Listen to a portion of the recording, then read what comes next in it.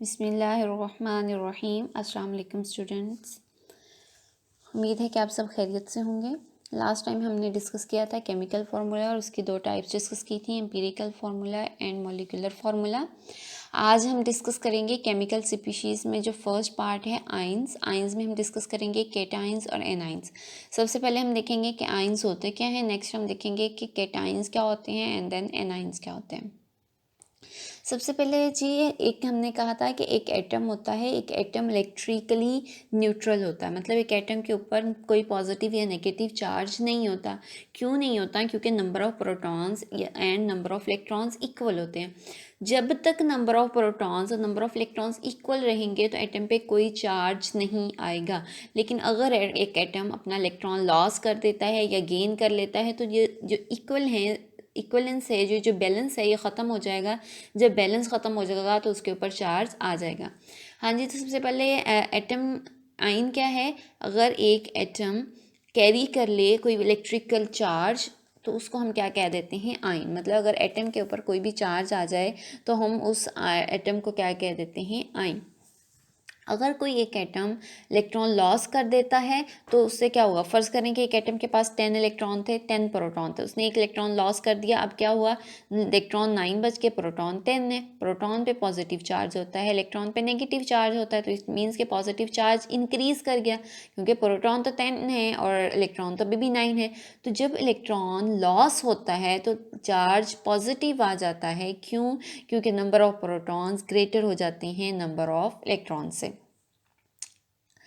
तो अगर इलेक्ट्रॉन एक atom if the atom loses electron, the atom becomes positively charged because the number of positively charged protons will be the more number of electrons. अगर वो equal रहेंगे तो कोई charge नहीं रहेगा। अगर प्रोटॉन ज़्यादा हो जाएंगे तो पॉजिटिव चार्ज हो जाएगा। तो इसी तरह से अगर इलेक्ट्रॉन ज़्यादा हो जाएंगे तो उसके ऊपर चार्ज क्या हो जाएगा? नेगेटिव हो जाएगा। अच्छा जी, नेक्स्ट है नंबर ऑफ प्रोटॉन्स जो होते हैं एक आइन में, वो चेंज होने से मैंने अभी बताया कि जब चेंज हो जाते हैं तो वो चार्ज कैरी कर लेता है एक एटम, तो फिर उसे हम आइन बोलते हैं, एटम नहीं बोलते, क्योंकि एटम इलेक्ट्रिकली न्यूट्रल होता है। The number of protons does not change in an ion, the number of neutrons does not change in ion, so both the atomic number atomic mass remains the same. अब देखिए, electron loss करने से या gain करने से हमारा ये आता है, क्योंकि हम पीछे पढ़ आए हैं एटॉमिक नंबर और मास नंबर। अब हमने एटॉमिक नंबर पढ़ा था number of protons in the nucleus, and the mass number हमने पढ़ा था sum of protons and neutrons in the nucleus. अब देखिए, एटम से आइन बनना कब बनता है? जब इलेक्ट्रॉन लॉस होता है। तो जब इलेक्ट्रॉन लॉस हो रहा है तो इलेक्ट्रॉन के लॉस से ना तो प्रोटॉन लॉस हो रहे हैं और ना ही न्यूट्रॉन लॉस हो रहे हैं। जब प्रोटॉन और न्यूट्रॉन लॉस ही नहीं हो रहे तो इट मीन्स कि एक आइन में भी उतने ही प्रोटॉन होंगे, उतने ही न्यूट्रॉन होंगे जितने कि उसके एटम में थे। तो इट मीन्स दैट कि उस एक आइन का जो एटॉमिक नंबर है वो सेम रहेगा, वो चेंज नहीं होगा। अगर एक इलेक्ट्रॉन जो है वो अपना एटम लॉस कर देता है तो उससे क्या होता है कि प्रोटॉन ज़्यादा हो जाते हैं। यही हमने पहले डिस्कस किया। जब प्रोटॉन ज़्यादा हो गए तो इसका मतलब क्या है कि पॉजिटिव चार्ज इंक्रीज़ कर गया, पी से पॉजिटिव, पी से प्रोटॉन। इससे आपको याद रहेगा, पॉजिटिव प्रोटॉन, न्यूट्रॉन न्यूट्रल और इलेक्ट्रॉन पे नेगेटिव। अच्छा जी, one more proton means one more positive charge. अब प्रोटॉन ज़्यादा होने का मतलब क्या है? पॉजिटिव चार्ज ज़्यादा है, तो इससे आपका जो टोटल चार्ज होगा वो क्या हो जाएगा? एटम का पॉजिटिव हो जाएगा। जब एटम का चार्ज पॉजिटिव हो जाएगा तो जितना ज़्यादा लॉस होगा उतना चार्ज पॉजिटिव, मतलब अगर एक एटम एक इलेक्ट्रॉन लॉस करता है तो उसके ऊपर वन पॉजिटिव चार्ज होगा। अगर दो इलेक्ट्रॉन लॉस हो जाते हैं तो डाई पॉजिटिव, दो पॉजिटिव हो जाएंगे, थ्री हैं तो थ्री पॉजिटिव। तो इस तरह से unipositive, dipositive, tripositive, ये डिपेंड करता है उस सिचुएशन पे, उस एटम के कोई कितने इलेक्ट्रॉन को लॉस कर रहा है। अगर एक एटम जो है गेन करता है तो उससे क्या होगा? मतलब अगर एक 10 इलेक्ट्रॉन था, उसने गेन कर लिया, 11 इलेक्ट्रॉन हो गए। अब इलेक्ट्रॉन तो ज़्यादा हो गए लेकिन प्रोटॉन तो 10 ही रहेंगे, क्योंकि प्रोटॉन में तो कोई चेंज नहीं आया। तो एक एटम अगर इलेक्ट्रॉन लॉस करता है, अगर एक एटम जो है वो इलेक्ट्रॉन गेन करता है तो उससे क्या हो जाता है? प्रोटॉन कम हो गए, इलेक्ट्रॉन ज़्यादा हो गए। तो एक प्रोटॉन कम होने का मतलब क्या है? कि पॉजिटिव चार्ज कम हो गया। जब पॉजिटिव चार्ज कम हो जाएगा तो बड़ा कौन है? इलेक्ट्रॉन बड़ा है, तो इलेक्ट्रॉन चार्ज इंक्रीज़ कर जाएगा। जब इलेक्ट्रॉन चार्ज इंक्रीज़ कर देगा तो टोटल चार्ज जो होगा वो क्या होगा? नेगेटिव होगा। That atom has gain an electron, now it has one more proton then electron. one less proton means one less positive charge. This makes the total charge of the atom negative.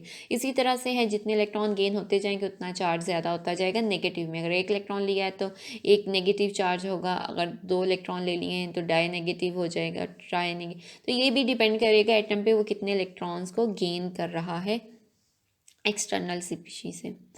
अच्छा जी, next है cations and anions.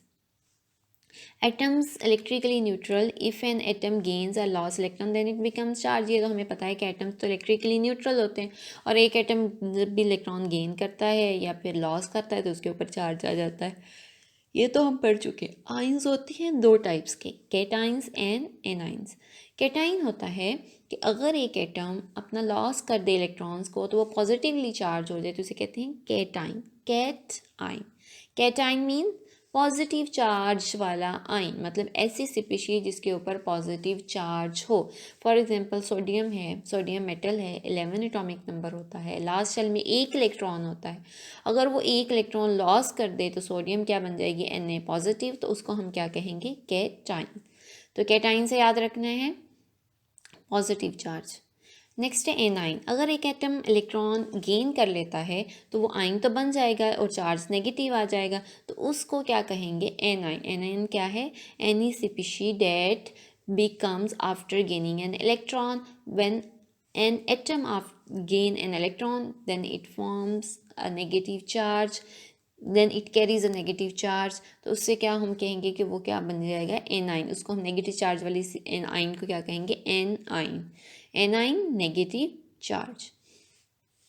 अब जब भी cation और A9 आपस में मिलते हैं तो वो क्या बना देते हैं, आयनिक बॉन्ड. क्योंकि आइंस हैं, आइंस मिलते हैं तो वो क्या बना देते हैं, आयनिक बॉन्ड. एनायनिक बॉन्ड कब बनता है, जब chemical bond resulting from the transfer of electron from one bonding atom to another. मतलब एक एटम ने दिया, दूसरे ने ले लिया, एक पॉजिटिव चार्ज, दूसरे पे नेगेटिव चार्ज, एक कैटाइन दूसरा एनाइन, उनके दरमियान जो बॉन्डिंग होगी उसे हम क्या कहते हैं, आयनिक बॉन्डिंग. और ये सबसे ज़्यादा स्ट्रॉन्ग बॉन्डिंग होती है. जिस भी चीज़ में आयनिक बॉन्डिंग होती है वो सॉलिड स्टेट में एग्जिस्ट करती है. बहुत कम चांसेस हैं कि वो लिक्विड स्टेट में हो, लेकिन मोस्टली जो चांसेस क्या हैं कि वो सॉलिड स्टेट में होती है, क्योंकि ये फोर्स ऑफ अट्रैक्शन पॉजिटिव और नेगेटिव चार्जेस में बहुत ज़्यादा होती है. Covalent bonding. अगर कंप्लीट ट्रांसफ़र नहीं कर सकता, मतलब कोई ऐसे एटम्स हैं वो नहीं देना चाहते, या मतलब उनकी में कैपेसिटी नहीं है देने की, और दूसरे एटम ऐसी हैं जिनमें लेने की कैपेसिटी तो है लेकिन देने वाला दे नहीं रहा, तो वो क्या कर लेते हैं, शेयर कर लेते हैं. तो वो वाली बॉन्डिंग जो एटम्स आपस में शेयरिंग करके इलेक्ट्रॉन्स को शेयर करके बनाएं तो उसे क्या कहते हैं, कोवलेंट बॉन्डिंग. जो ट्रांसफर ऑफ इलेक्ट्रॉन से बने वो आयनिक बॉन्डिंग, जो शेयरिंग से बने उसे हम क्या कहते हैं, कोवलेंट बॉन्डिंग.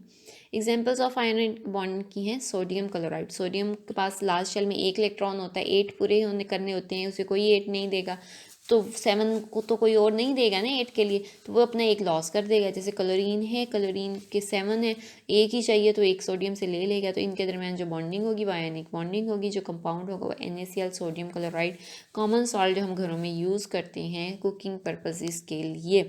तो ये वाला जो इनके दरमियान जो स्ट्रॉन्गेस्ट बॉन्डिंग की वजह से ये 3 डायमेंशनल स्ट्रक्चर में क्रिस्टल्स की फॉर्म में ये प्रेजेंट होते हैं सॉलिड स्टेट में. नेक्स्ट है example of covalent bonding, oxygen gas.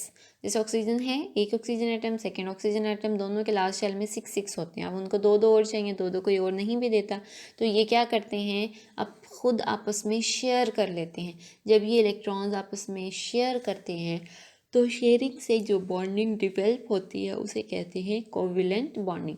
जो कोवलेंट बॉन्डिंग है वो इतनी स्ट्रॉन्ग नहीं होती जितनी कि आयनिक बॉन्डिंग स्ट्रॉन्ग होती है. ये था आज का हमारा टॉपिक जिसमें हमने डिस्कस किया ions, cations and anions. Next one है फ्री रेडिकल्स. जो फ्री रेडिकल्स होते हैं वो होती हैं अनपेयर्ड, मतलब कोई भी एक ऐसा आइटम जिसमें अनपेयर्ड इलेक्ट्रॉन हो उसे हम फ्री रेडिकल कह देते हैं. मतलब जिसमें जो इलेक्ट्रॉन है वो पेयर ना, मतलब उनके अगर पेयर बनाएं तो एक ऐसा इलेक्ट्रॉन बच जाए जो ऑड हो, जिसकी पेयर ना बन सके, तो उसे कहते हैं फ्री रेडिकल. तो ये 3 डिफरेंट कैटेगरीज होती हैं आइंस की. आइन में कैटाइन और एनाइन, और नेक्स्ट आ जाता है फ्री रेडिकल्स. तो फ्री रेडिकल्स बहुत ज़्यादा, फ्री रेडिकल्स भी और कैटाइन एनाइन दोनों, ये सब बहुत ही ज़्यादा अनस्टेबल होते हैं और ये बहुत ही रिएक्टिव स्पीशी होती हैं। आज का हमारा यही टॉपिक था। इंशाल्लाह नेक्स्ट हम फिर नेक्स्ट टॉपिक डिस्कस करेंगे। अल्लाह हाफिज़।